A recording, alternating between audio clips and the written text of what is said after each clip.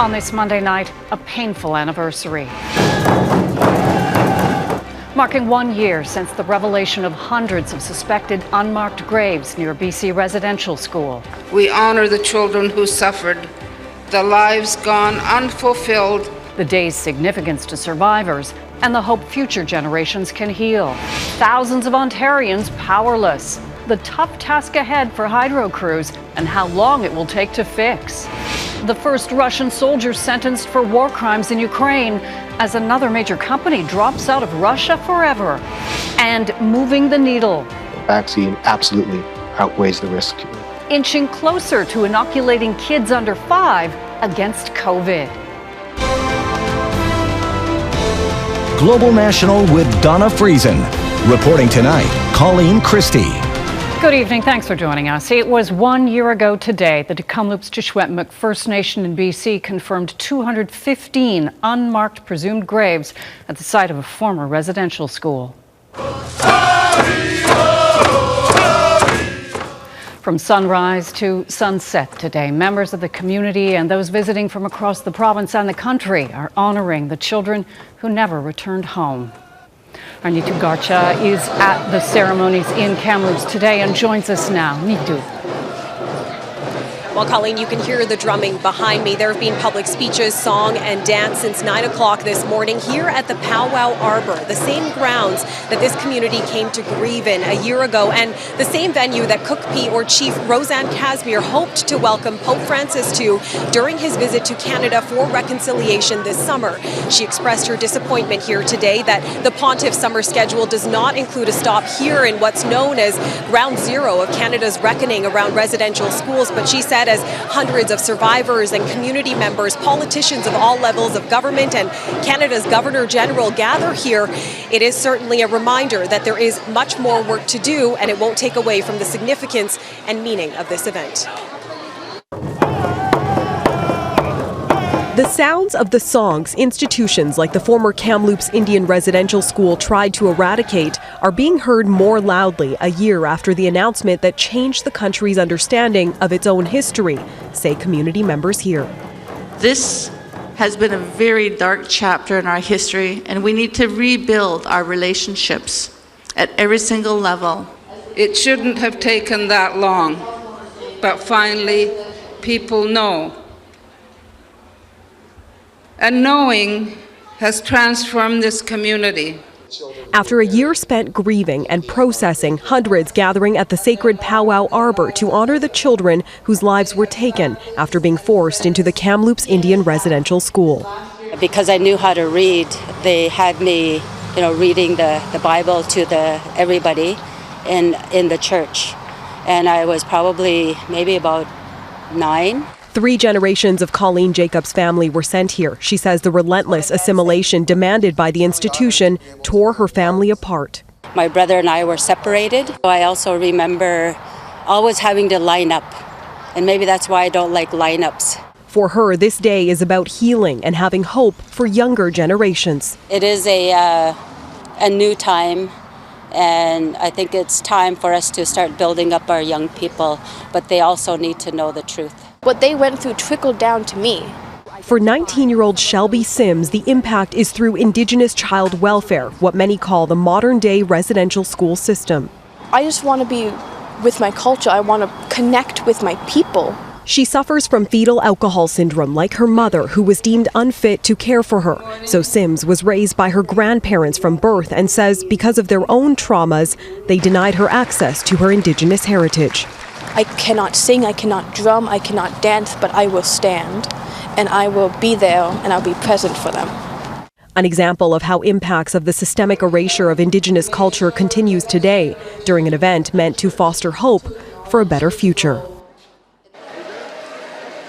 Now, Cookpee Rosanne Casimir said Pope Francis not responding to her invitation to come here was like deja vu from when Prime Minister Justin Trudeau did the same on the country's first National Day for Truth and Reconciliation. But survivors tell us Trudeau, who is in fact here today, will be expected to do more than just make an appearance, but to also show how his government, which will be remembered in history as the one in power during this historic moment, plans to commit to making reconciliation a reality. Colleen? Neetu Garcha in Kamloops, BC. Neetu, thank you. And a reminder, there is support available for survivors of residential schools and their families. The number is toll-free, 24 hours a day. It is 1-800-721-0066. At least 10 people are dead after a storm tore through southern Ontario and eastern Quebec Saturday, leaving behind a path of destruction. Hundreds of thousands of people are still without power, including in Uxbridge, Ontario, where this drone footage was taken. The cleanup is underway as people begin to survey the extent of the damage, which includes downed trees, branches, poles, and power lines, impacting massive areas of the electrical grid. Mike Drolet looks at how long it might be before people get their electricity back. The steeple at the St. Hugues Parish has stood as something of a beacon for the small town of Sarsfield, just east of Ottawa, since 1895. For all the storms and winters it's seen, it was Saturday's winds that toppled it over. There is no Band-Aid fix to the storm damage. With 4 transmission lines down and over 800 hydro poles snapped in two, parts of southern Ottawa are still without power. Hi, how can we work today? The nearest fast food restaurants that were open were flooded with people looking for a hot meal. And it didn't take long for the gas pumps to run dry. I wasn't expecting it to be this strong. Couldn't keep ahead of the storm. Nobody expected the storm to move as quickly as it did, surprising even veteran weather chaser Mark Robinson. When I got caught in it, it hit so fast that all I had time to do was get out one camera. We now know it was a derecho, a rare weather phenomenon that involves a long line of storms with near tornado-like winds, only without rotation. Ontario hasn't seen one since the 1990s. Now that the storm has passed, we can track its path through power outages from southern Ontario all the way through Ottawa. The scope of the damage is near unimaginable for hydro crews to tackle.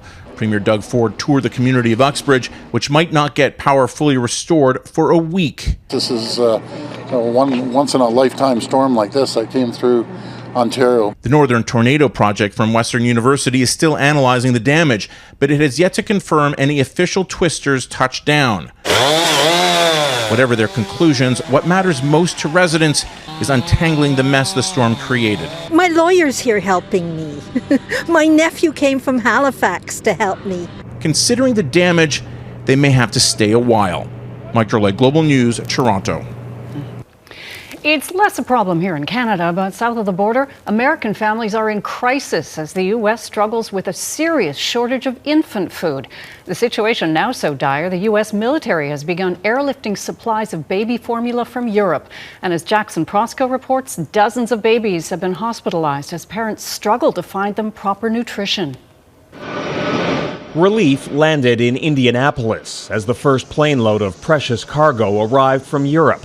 Hypoallergenic baby formula delivered by the U.S. military. I'm told that this shipment provides enough formula to take care of 9,000 babies and 18,000 toddlers for a week. This remarkable airlift will bring 1.5 million bottles of specialized formula to hospitals and doctors' offices across the U.S. at a time when supplies are perilously low. It's situation critical for parents like Megan and Stephen Jendig. Their 2-month-old daughter has a dairy allergy. It's a terrifying feeling to know that you don't know where the next meal is going to come from. The crisis began after a voluntary recall and plant closure by one of the largest formula manufacturers. In the U.S., an estimated 41% of shelves are now empty. Parents can spend hours searching online or driving long distances to find food. So it's been pretty difficult for us to navigate now that we're literally on our last can. In the last week, the shortage has started to spill across the border, with some Canadian stores seeing signs of panic buying by worried parents. But it's the U.S. situation that's increasingly dire. Dozens of infants have been hospitalized for malnutrition.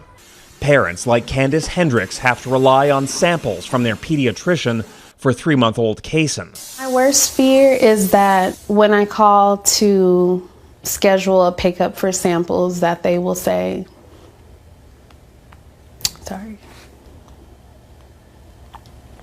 that they don't have any more. Relief may not come until the end of summer. While the factory at the center of the shortage plans to restart production, formula stocks will take months to stabilize. leaving parents on the hunt for this critical supply. Jackson Prosco, Global News, Washington. The first Russian soldier sentenced for war crimes in Ukraine coming up with a punishment for the 21-year-old tank commander. Plus, the U.S. president's startling remarks about Taiwan and China's response.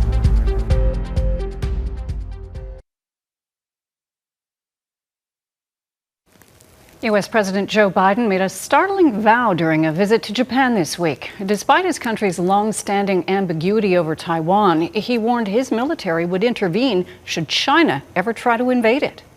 They're already flirting with danger right now by flying so close and all the maneuvers that are undertaken. But the idea that it can be taken by force, just taken by force, is just not appropriate. It will dislocate the entire region. Biden also drew links to Russia's invasion of Ukraine in his comments, though White House officials say his words don't reflect a policy shift regarding the island nation. China has long regarded Taiwan as a breakaway province and has increased military presence near it in recent years. In response, Beijing's foreign ministry warned it will take firm action to safeguard its sovereignty and security interests. Tomorrow will be exactly 3 months since Russia's large-scale invasion of Ukraine. The slow and bloody battles for land continue across Ukraine's east, and President Volodymyr Zelensky says his forces may be losing between 50 to 100 troops a day. Addressing the World Economic Forum, Zelensky appealed for increased and coordinated sanctions against Russia to stem the flow of funds to the country. As Redmond Shannon reports, it also comes on the day a Russian soldier was handed a life sentence for war crimes. A Ukrainian judge sentences Vadim Shishimarin to life in prison. The Russian tank commander had admitted to shooting a civilian riding a bicycle, but claimed he was acting on orders. His lawyer says he will appeal. This was the first of many alleged war crime cases being pursued by Ukraine. It's now likely Russia will also try many of the Ukrainian soldiers it has captured too. The spectre of war crimes is at the heart of Ukraine's diplomatic drive in Davos at the annual World Economic Forum. Emotional speeches from Ukrainian medics and mayors aimed at the heartstrings of those who hold the world's purse strings. This war is really a turning point of history, and it will reshape our political and our economic landscape in the coming years. Your courageous leadership. Ukrainian President Volodymyr Zelensky told attendees the death toll from an airstrike near Kyiv last week now totals 87, and that dozens of Ukrainians are dying every day in the Donbass. Zelensky asked for yet more coordinated sanctions and for all businesses to shun Russian money. Every day getting up thinking, what are we doing for the world with respect to that unity? That was the message that really hit home to me. Reminders at Davos that while the global economic impact of this war has hit fuel, it has also critically affected food. Before Ukraine, I was already out there with a clarion call that we've got a world food crisis and we're facing the worst humanitarian crisis since World War II. So now, because of this crisis, we're taking food from the hungry to give to the starving. It's absolutely a crisis mode. The UN's World Food Programme says opening Ukraine's ports to export its grain must be a priority to prevent a world food crisis from spinning out of control. Redmond Shannon, Global News, London. After 15 years in Russia, Starbucks is joining companies like McDonald's and ExxonMobil and leaving the country completely. In a memo sent to employees, Starbucks says it will close its 130 locations, but will continue to pay its Russian employees for 6 months to help them with the transition to new jobs. For months, consumers and investors have pressured Western companies like Starbucks to cut ties with Russia. Starbucks suspended all business in Russia at the beginning of March. Crowds gathered in Kyiv today for the launch of a new postage stamp featuring destroyed Russian warship Moskva. Ukrainian President Volodymyr Zelensky signed some of the stamps and opened the sale alongside the head of the country's postal service. More than a month after the first successful launch of a stamp featuring the same design, this new stamp is dedicated to the actual sinking of the ship. After the first stamp became a popular souvenir, the Ukrainian Postal Service hopes to repeat its success with an even larger run this time. A dose of optimism still ahead. The new data on the COVID vaccine for kids under 5.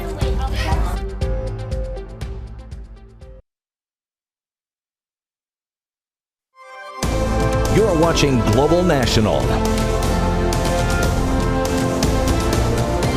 Families with young children are closer to a long-awaited vaccine against COVID-19. Kids between the ages of 6 months and 5 years are the only age group in Canada currently without access to vaccines.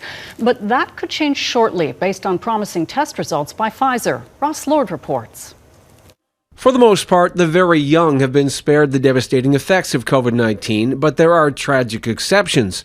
And in the United States, COVID is blamed for hundreds of deaths of children under the age of 5, an age category that's not currently eligible for vaccines.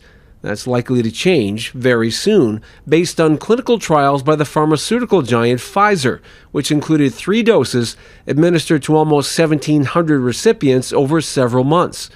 In a statement, Pfizer says our formulation for the youngest children, which we carefully selected to be 1/10 of the dose strength for adults, was well tolerated and produced a strong immune response. Pfizer and its partner, BioNTech, plan to take their findings to U.S. regulators this week, claiming the new vaccine is 80% effective. The risks are minute. The benefits might be small, given the fact that the pandemic is waning to some extent, and the threat posed to children is somewhat small compared to adults. But comparing the two, vaccine absolutely outweighs the risk. Epidemiologist Raywat Deonandan believes the vaccine will also remove the fear factor for parents of very young children. Parents like him. For my kid, for example, is going to daycare in September. I'm pretty confident now that he'll have some strong immunity when he goes to daycare in the fall. That's exciting. If approved by government regulators, the vaccine will fill a big gap.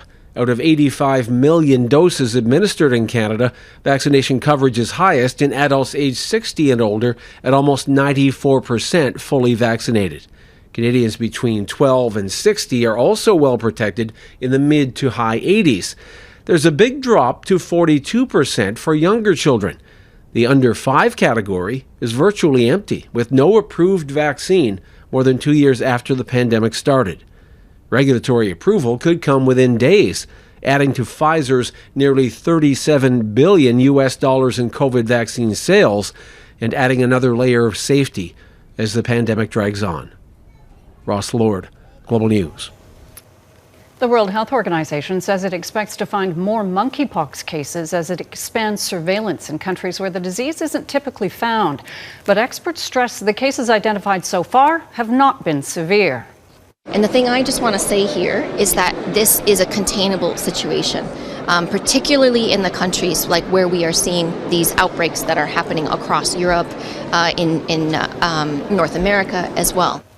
There are now more than 100 suspected and confirmed cases in more than a dozen countries, including Canada. It's believed the unprecedented spread may have begun at 2 raves in Spain and Belgium. Celebrating a man who was so much more than a tap dance legend. Next.